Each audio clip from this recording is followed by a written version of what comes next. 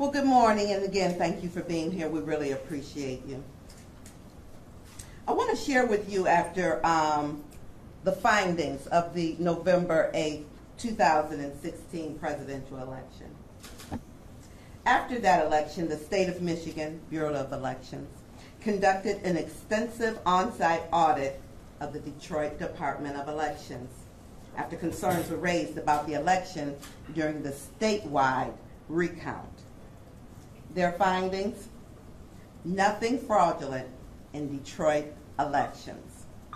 The state also concluded that this office administered the presidential election in accordance with the spirit and intent of state election laws, vindicating the Detroit Department of Elections of any wrongdoings.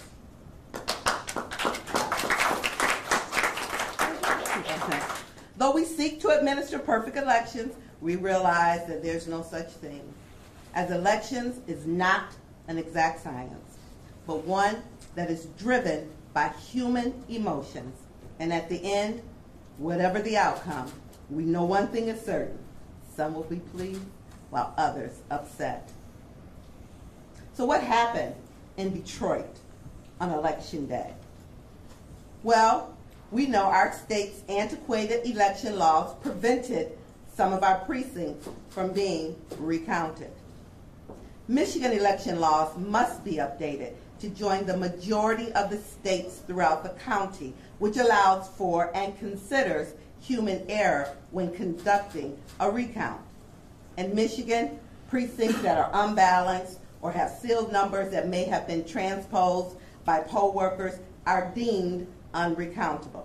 This must be fixed in order to demonstrate the integrity of the process. Additionally, our voting devices were purchased over 10 years ago, making them prone to malfunction.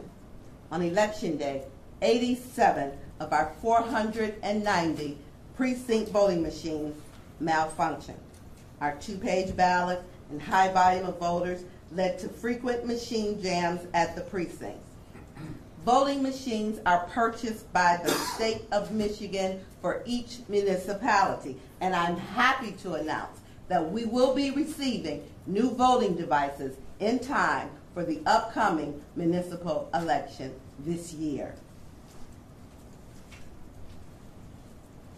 We also know that our election process would grind to a halt without the group of dedicated and seasoned poll workers that work for us at every election. But we also realize that as we move forward with technology, some of our poll workers are having difficulty keeping up. Therefore, with the continued support of our partners at Wayne County Community College District, our poll workers, particularly our supervisory staff poll workers, will receive required additional training on a quarterly basis throughout the year. That is correct. Our poll workers will be receiving training on a quarterly basis throughout the year, as we realize one time before each election is not enough. And most importantly, I will continue to, and I will aggressively reach out to our state legislators to appeal to them the need to amend state election laws so that the state of Michigan is in line with the rest of the country to protect the integrity of our democratic process by changing election laws to allow the recount of all ballots. Because at the end of the day, the democratic process is the very foundation of which this country was built, and that process should be easy and accessible. Thank you so much.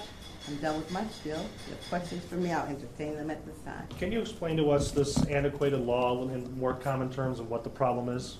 The problem is this. If a poll worker on election day makes a mistake, for instance, if they write down in the poll book that the seal number that they placed on the canister which holds the voted ballot, if they write down that seal number is 1, 2, 3, 4, when in actuality, that seal number might be 1243. It's called transposing numbers, a mistake that we all make. In the state of Michigan, that canister of voted ballots is not recountable because the numbers don't match. That's our problem in the state of Michigan with our election laws. They're old, they're antiquated, and they're not in line with the rest of the country. You know, poll workers, our average age of our poll worker is somewhere between 65 and 70 years old. And at the end of a 14, 16-hour day, they're tired. But they have to close out properly. And in doing so, they may make mistakes.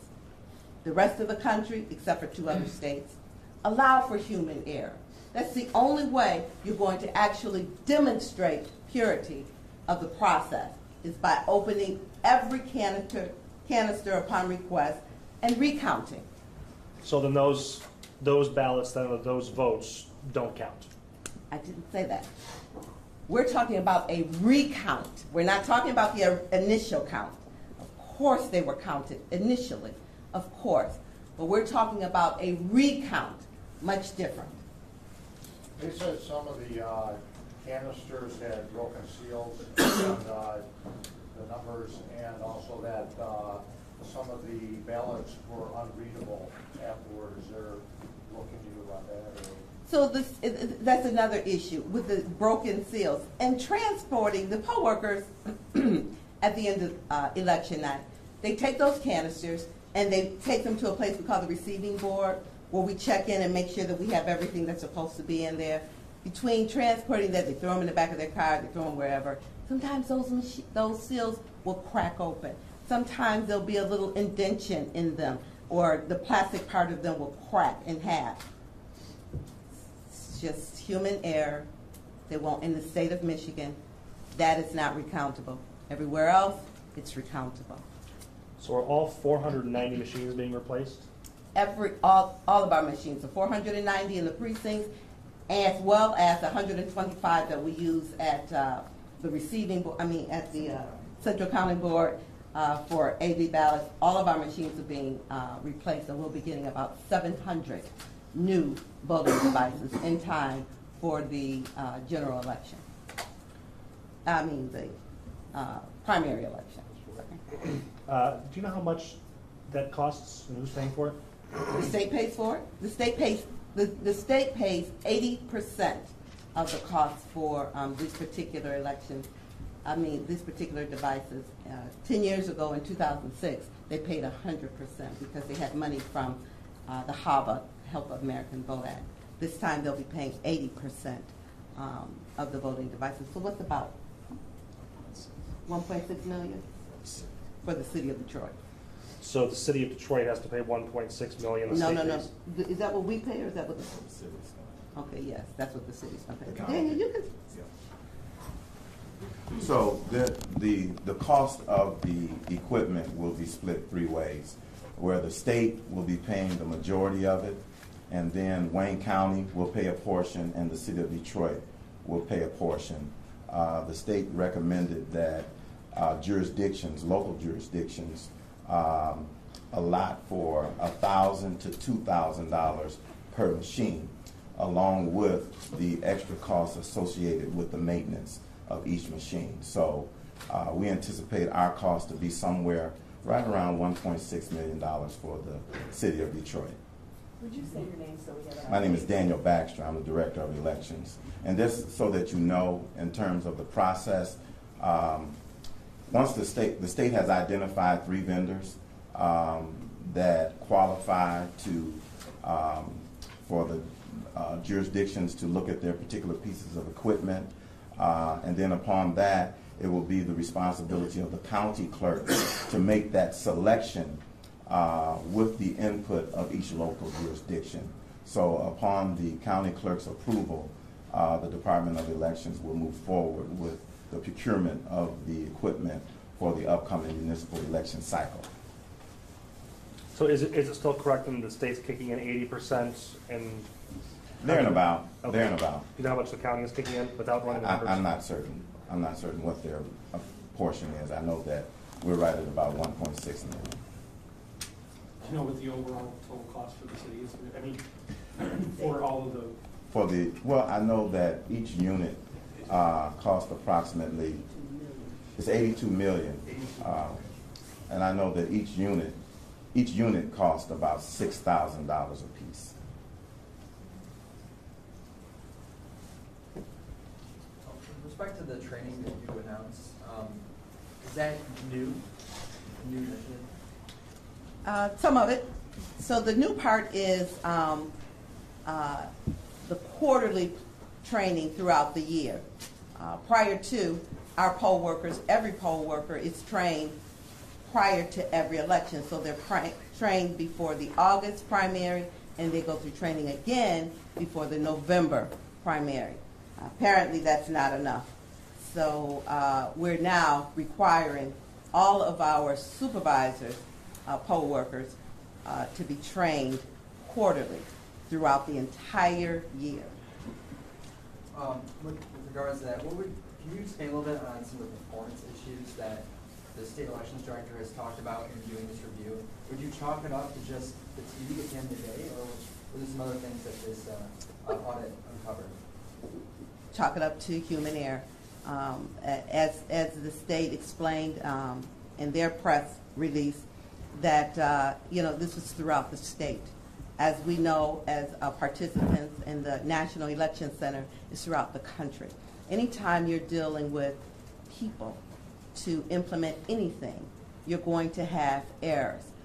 We hire for this election about 7,000 poll workers, and so we know that people make mistakes.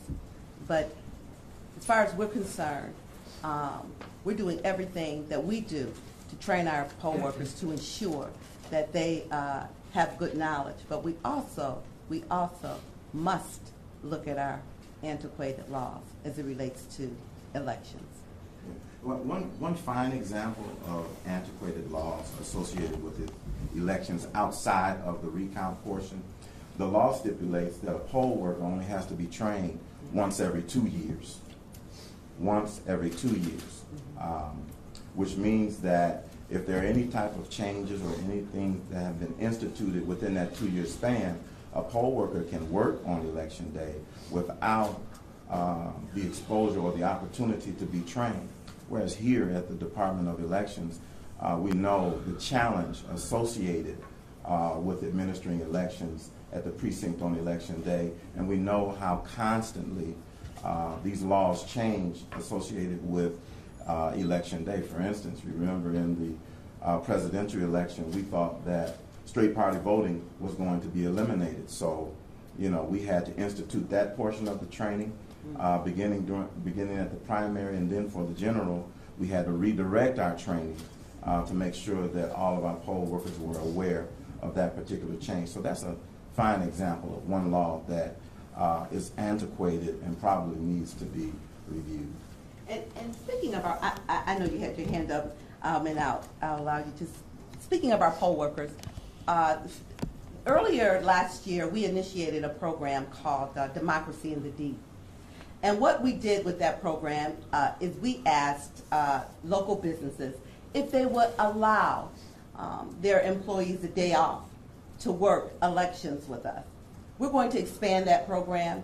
We're not only asking local businesses for their employees on election day to work with us, but we're also asking the city, the county, and the state if they will allow employees the day off on election day so that they can serve their community and participate in the democratic process and work with us as poll workers. You had your hand up. Yeah, I know in the news lately with President Trump talking about voter fraud and illegals voting and things like that. I mean, from the Detroit standpoint, what do you have to say in response to that? The audit said it for us. No fraudulent activity in the city of Detroit. So when we're actually looking at voters feeding their ballots into these new machines, are they going to experience anything different? The new system lessens the chance of jamming. One of the issues that we observed for this presidential election, because we had 2 ballots, and because many of the voters are not familiar with inserting the ballot into the tabulator. You know, the voter has to be in possession of their ballot. It's in the secrecy sleeve. They keep it there to make sure that their vote remains private. And when they insert it into the M100 tabulator, we noticed that when they inserted it, they held on to it while the machine was attempting to pull it in, which caused for problems. For instance, we had ghost votes. What that meant was is if the voter held on to their ballot while the machine tried to tug it in and it didn't receive it, that public counter would go up one increment.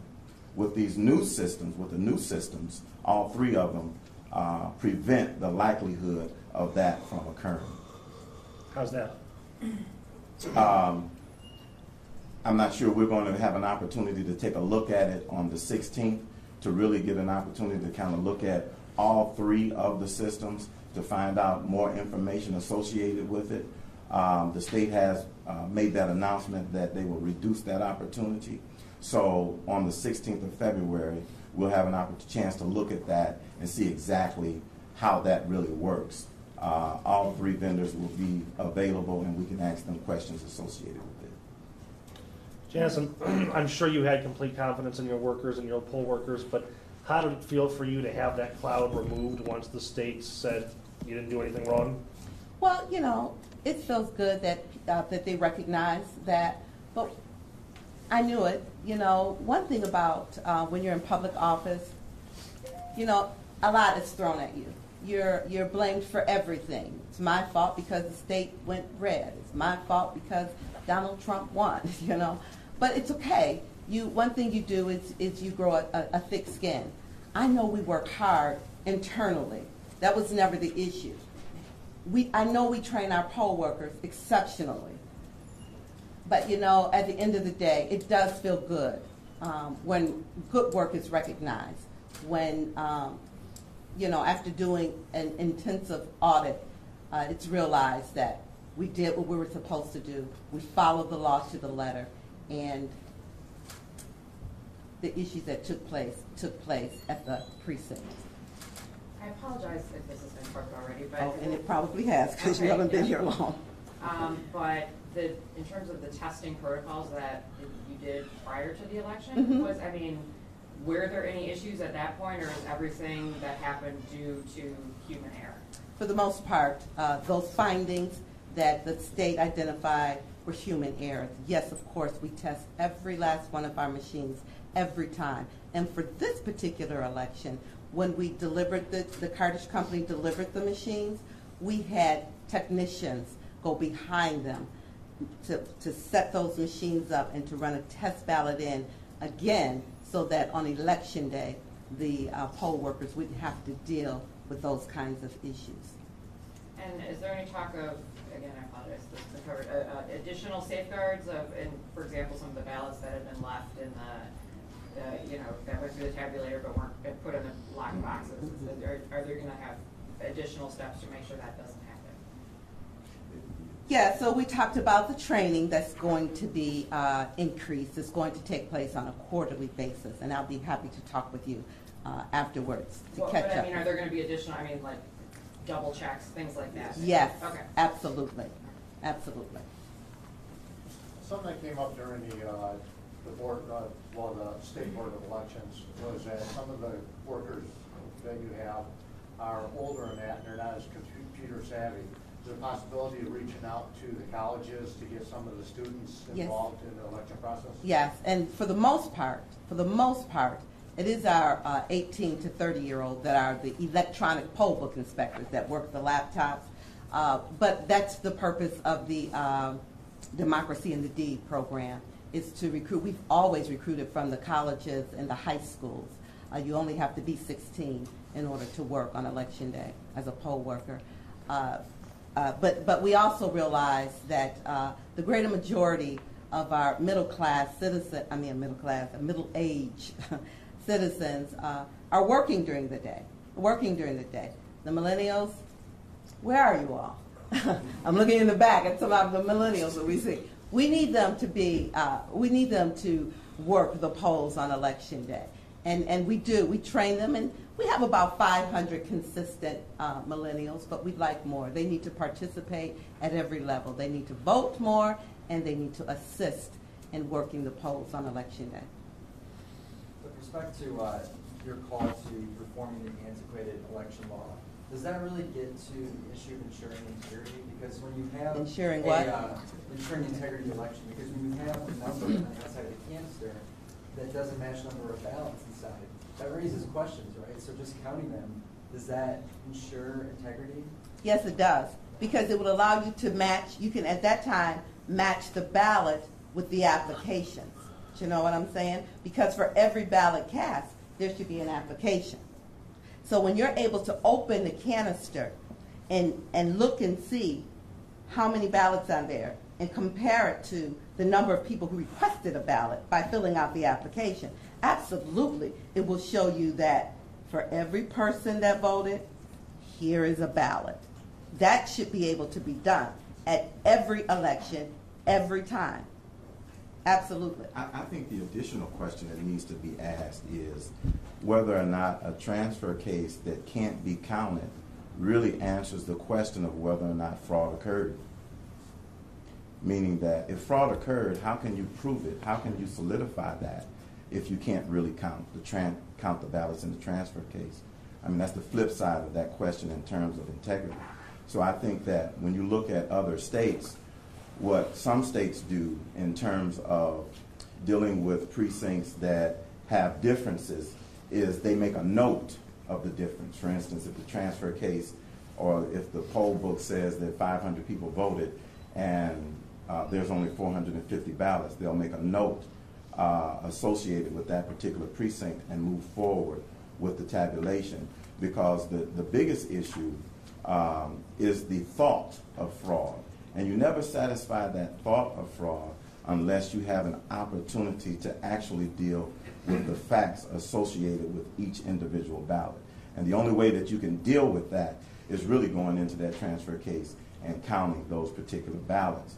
Because here's the other piece is, and if fraud did occur, then we need to address that. If we go into a transfer case and we find out that numbers have flipped as a result of the ballots that are counted in these precincts, then a real investigation can be administered to identify the real issues associated with somebody who committed fraud at a particular precinct or a particular election. Just so I'm clear that you can check ballots versus applications because they both have the same number. No, not the ballot. The ballot never has. Once the ballot has been voted, the number no longer exists. That's right. What you're doing is comparing. If I have 300 applications, I should have 300 ballots. If one of those ballots were spoiled and the voter says, well, I just forget it, I don't want to vote, that should be noted in the back of the poll book. So now we have 300 ballots and we have 299 ballots, but 300 applications, but a note has been made. So it appears that we have answered your question. I thank you again so much. I can't say thank you enough for what you do. You allow us to share with the public our story. So thank you.